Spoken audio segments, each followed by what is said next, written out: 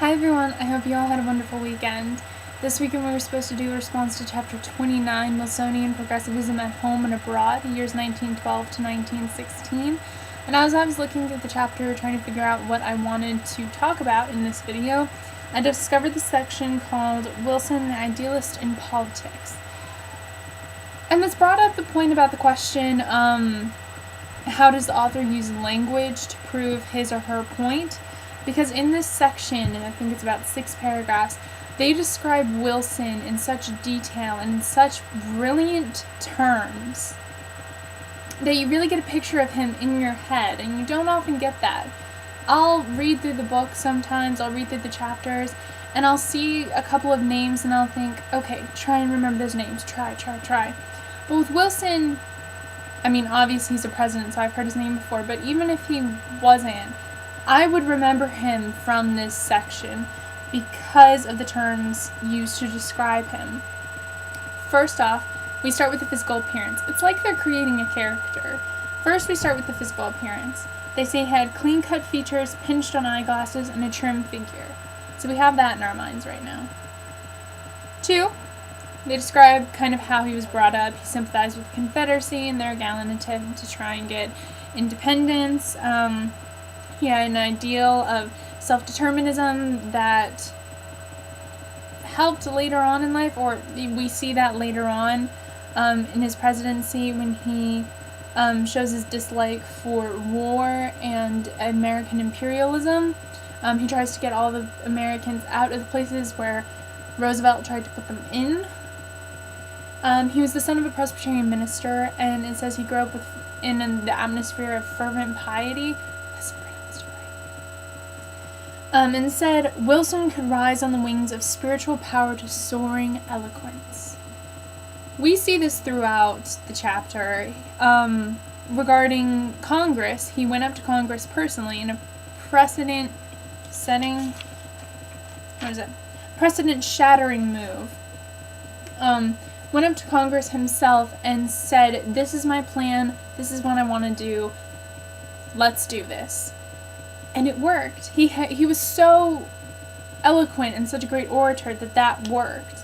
And he could do that. He didn't have to send a messenger. And in fact, I think, based on this chapter, if he had sent a messenger, he would not have gotten as many things done as he wanted to get done. He was able to use his voice to assert his presidency power over Congress. He was able to become a leader because of this eloquence. Someone once said that he was born halfway between the Bible and the dictionary and never strayed far from either.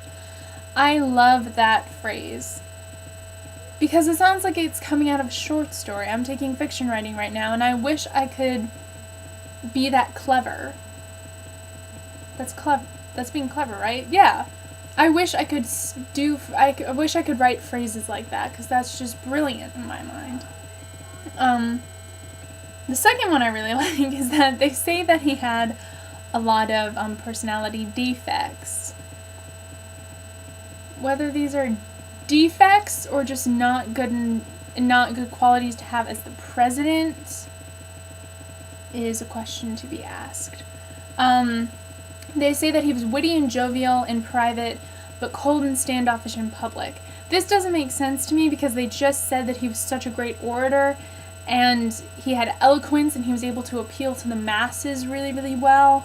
To get that Underwood tariff bill passed, he appealed to the people, and the people were like, yes, let's do this. That doesn't sound like someone who is cold and standoffish, but maybe I'm missing a point. They say he was different from Teddy Roosevelt in the way that he wasn't a showman and that he lacked the common touch.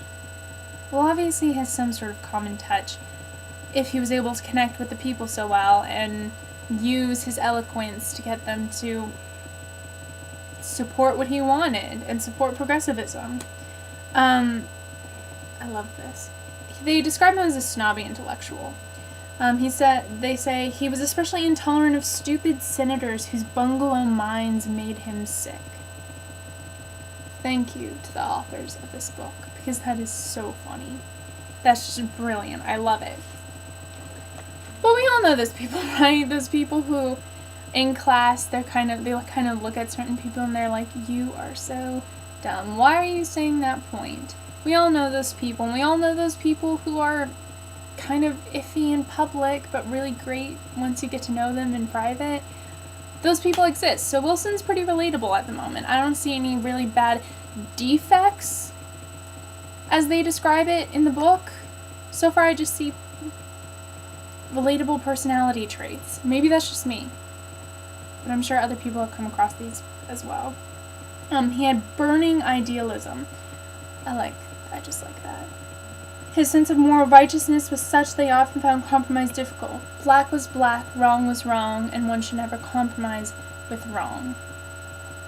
Another kind of relatable quality. He believed in what he believed, and he believed that he was right. He didn't think that he should compromise with someone who was wrong. And maybe this wasn't the best part, because compromise is part of getting what you want done. You have to do it in order to do what's right for everyone and not just a certain group of people. However, it's understandable. He was raised religious, he's an intellectual, and he thinks Wilson probably thought that he had learned enough by this point that he knew what was correct for society. I think every adult kind of has that. They think that they've learned a lot and that they know what's right for their children or for other people, and that's where judging comes in. Judging other people for their decisions and their opinions, which we shouldn't do. And, I wish that classes were easier about that, because I know in a lot of my classes I feel like I'm going to be judged if I say certain things. Not really the point, but a question I had after reading this section, this great section about language, was, do you think it's important to know this much about Wilson? The other presidents, yes, had their own descriptions, but is it important to know this much about President Wilson? Obviously, we're coming up on World War I, and he had to deal with Germany before that, with the submarines and them shooting down merchant ships. That thing about shooting down merchant ships, they wouldn't do it without warning? What? I just don't understand that part. Without warning? Why don't you just not do it? I'm probably going to get judged for that.